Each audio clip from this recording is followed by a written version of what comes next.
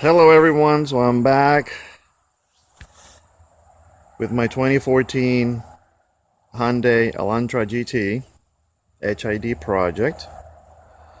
That's the car. Last time on the video I told everyone that I found out the lights were shutting off after I installed the kit. While the car was idle, it will work okay, the lights will work okay. But as soon as I started driving the car, then the lights will shut off. So obviously wasn't really happy about that. I disconnected the system, left the ballast there. You can see it there. And over there, the little white right there. But everything else, they have no power. Everything else was disconnected. So I have the OEM lights back on, the cover, the plugs and everything. So started doing a little investigating and came up with the idea of, well, number one, for safety reasons, actually getting a relay kit. Basically draws power directly from the battery rather than using the stock unit. The stock unit, it's used to trigger the relay to draw power from the battery. So as soon as you shut off the lights, relay closes. Actually, in this case, the relay opens, and then it cuts the power to the lights. So with the relay, I installed it. This was last week. I got everything wired. The lights came on, but there was a strange noise coming out of the relay. This is the, let me see if I can focus. This is the relay. And it's kind of hard to describe, but the noise was more like a clicking noise, actually fairly fast clicking noise. Really didn't know, no, this is better. Really didn't know where the noise was coming from. Well, I knew where the noise was coming from, I just didn't know what was causing the noise. So again, disconnected everything, put the OEM lights back on, took the wiring harness out, the relay harness, and started doing a little more research. And then I came across a posting on a board that said that the noise was coming from the OEM wiring turning on and off very quickly. Now, it's something that I don't see, but I guess it makes sense when you hear so many people talking about my lights are flickering on and off, on and off, on and off. The guy explained that the manufacturers have put this system in place where the lights flicker on and off to extend the life of the light bulb. I don't understand that, but it kind of makes sense. So thinking that relay was good at this point, I needed to buy a capacitor. The capacitor is a device that actually holds power, and it's like a battery. It has the ability to store power and then provide that power when it's needed. So the thinking behind this little kit in here, as you can see, it is right there from Kensan. Let me show you the label. And it's labeled as the HID kit computer warning canceller and anti-flicker. So when the car cuts power to the lights, the capacitor basically will fill in, will give that power when the system, when the car takes the power away. So capacitors are used on everything, cell phones, radios, amplifiers. It's just they store power, and when you need it and another system doesn't have the ability to provide it, the capacitor can provide it, very quickly for a short time. So my thinking is, with the relay, now let me see if I can show you this.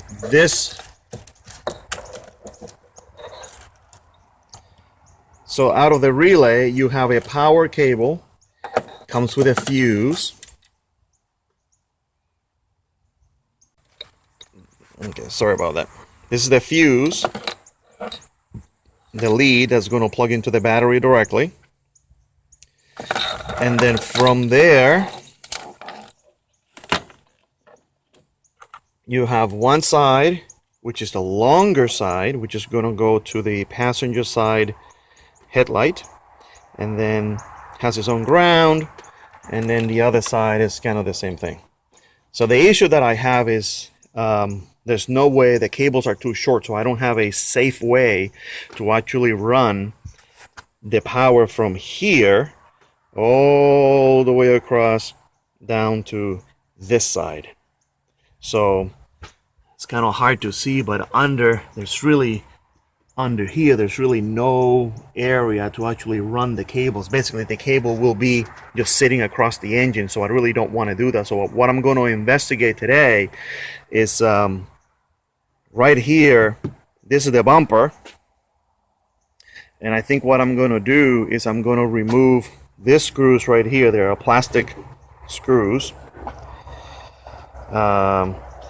Remove that and then lift this piece right here to see if I can actually safely run the cables right in front of the radiator. You have the radiator, which is right there, and this front piece is kind of empty. There's really nothing there, so I want to try to see if I can run the cables safely. So I'm going to grab my screwdriver and I'm going to start removing the clips, and then I'll pick it up right after I have removed them. So here's the first screw. I just basically undid it. I just wanted to record this real quick and show you guys. Then it comes off. Oops, right there. And then you should be able to remove this piece. And then I will continue doing all the rest.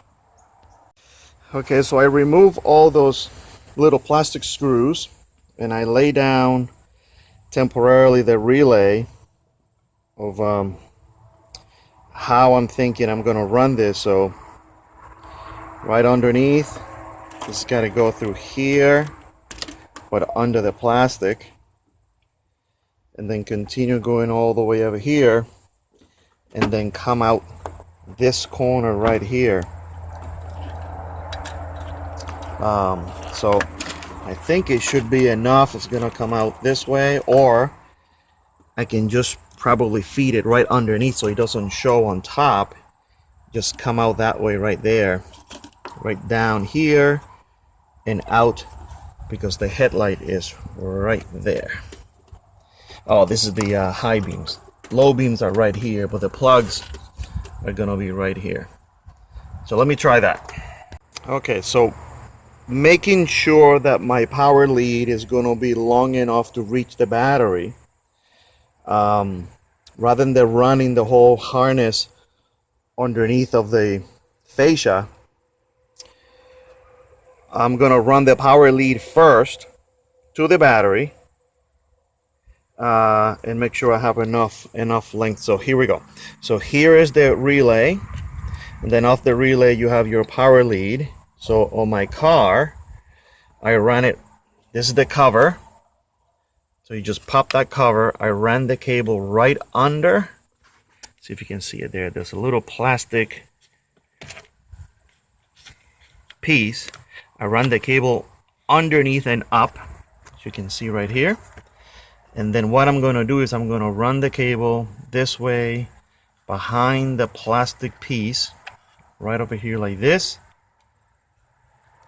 And then I'm going to connect it to this positive. So I'm going to be like this. Right there. Okay. So once I have everything closed, not closed, I'm sorry. Once I have everything tightened up, I will be able to close this little piece once this is connected to that stud right there. So this is how it's going to look. The lead routed down underneath, going around with a little slack here, and then right there. So I'm going to remove that nut, and then this will be able to fall flat underneath, and then I'll just tighten it up. Okay, so I'm going to start running the wiring harness underneath of the plastic. So my guess is I'm just gonna just lift and then make sure that it goes past that hole, and it will be somewhere over here, and then you just continue doing the same thing past that hole, and then over here you're gonna have to run it right under like this, right underneath. And then I'm gonna have to make sure that this is not, if you can see, I gotta make sure that that's not rubbing against this mechanism here. So I'm gonna have to move this further this way. Just push it in there so it doesn't touch that. And then I'm just gonna continue running it down that way. Okay guys, so it took me a few tries and it's very messy right now, but I got it working. So here is the fuse box. I just took the cover off, which is sitting right there, to give me some room to work in the headlight. So I have the HID bulb installed. It comes out, let's see if I can see it. It comes out and it plugs into these two guys right here.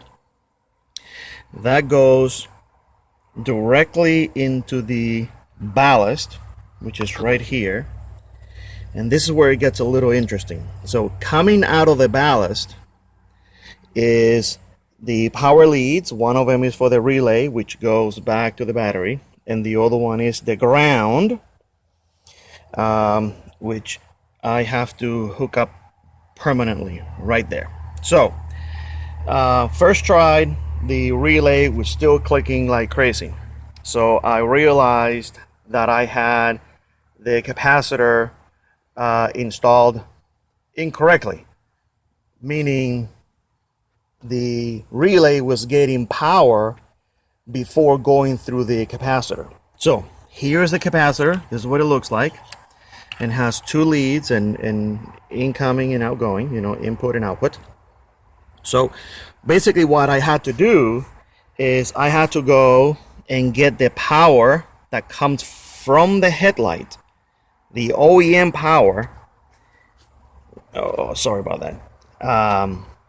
The power from the headlight, not the bulb, but the OEM wiring that connects into the capacitor and then into the relay. What I had done is I connected the relay directly into the headlight, and obviously bypassing, and then I had the capacitor after that. So that really doesn't work. Now keep in mind, the noise of the clicking on the relay only happens when the car is running. When the engine is off, you will not hear the clicking. So if you guys are installing this, make sure that you turn on the car, turn on the lights to make sure that you don't hear the click. The other side, I need to mount the ground. I have it temporarily sit here. I got to mount the ground somewhere. Originally, I mounted it right here on the block that goes to the chassis, but as you can see, it won't reach. So I got to figure something out. There are two bolts right here for the AC, and I'm going to try to see if those will give me a good ground. The way that you know is if the headlights work, you got good ground. If they don't work, you don't have good ground. So let me try that, and then I'm going to try to tighten everything down, and then give you a recap. I was looking at those two bolts right there for the AC, and I realized that I cannot undo those. If I undo those, Freon is gonna come out. Oh, then Freon is the old name. I don't know what the new name is. The coolant. The refrigerant is the right word from the AC is gonna come out. So obviously I am not gonna do that. So I have to figure it out. Another ground port. I have two over here for the radiator support. So I gotta follow this support to make sure that it's somehow is actually connected to the body and not just to a piece of plastic. So the hunt continues. Alright guys, so here is the engine running. Got the lights on. Driver's side. Passenger side. Look at the difference between the stock fog lights and 6000. So over here, very quickly, I think I explained this earlier, but so we got the power coming from the battery through the fuse into the relay right here, the relay, and then the HID bulb comes out, then he plugs it into the ballast, and then the cable coming out of the ballast, ground right here, okay, and then the other cable feeds the relay that basically tells when the lights are on. This lead right here turns it on, and then feeds it right here. I ran the cable underneath, all the way underneath here under, and it comes out right there. It's really hard to see, but it's right there. And then from there, same thing, feeds the from the capacitor, it feeds the ballast. From the ballast, it goes right into the light bulb. So I have to tighten this up. This is rattling around, so I'm gonna probably tie it up right next to the diagnostic port right here, and then push these cables over there. I have to modify this right here to get those cables to come out through here, and kind of the same thing with this one. I have to modify this one for this side. This side has two cables coming out. One of them is the OEM wiring and the other one is for the HID bulb. So I gotta mount this. Gonna mount it somewhere over there. I don't have a two-sided tape. Once this wiring is all cleaned up and the relay and the capacitor are all out of the way, you really can't tell. It looks really OEM. So that's the light. That's the light. So what I'm gonna do is I'm gonna take a drive now to make sure that they don't shut off. That was the problem that I was having before. So at least I don't hear the ticking noise coming out of the relay. At least I solved that problem with the capacitors. Now I just got to make sure that they don't shut off. So I will be back. Well guys, I drove the car and the lights did not shut off. So I feel pretty good. So this is the finished product. You can see the ballast right there. I mounted capacitor right here next to the diagnostic port. All the cables are underneath here. I put all the plastic screws back in. Here's where it's a little messy, but I ran the cable right inside. There's a little battery cover, so this stays right there. I did have to push one of the leads into the leg of the fuse. See, the fuse inside here doesn't sit all the way down, so you really don't have a lot of leverage to hold the cable underneath and push the fuse down. So I had to take a screwdriver, obviously unplugged from the battery. I had to take a screwdriver underneath, put pressure on it, and then push the fuse down so the little legs will actually be seated They were not making good contact, and as soon as I touched the fuse, the light started to flicker. So as you can see, if you see here, I'm going to be tapping fuse, nothing happens. So that's pretty solid there. And so I got to clean this up a little bit here. I don't have a lot of room because of the ground. It's fairly short, so I may have to extend the ground so I can get all this stuff shoved right in there. So, and then the relay sits down there right now. There are no moving parts or anything, so it's just sitting on top of the air box. So I'm going to zip tie that, and then also the capacitor is also sitting there, so I have to tie that up so it's not banging while I'm driving. But overall, I'm pretty satisfied. I took the OEM light bulbs and I put them in the trunk. So something happens with this system, I can just yank the whole thing out, put the OEM light bulbs in, and then done. I hope you guys enjoy the video. If you have any questions, just ask me and I'll be more than happy to help you. Thanks.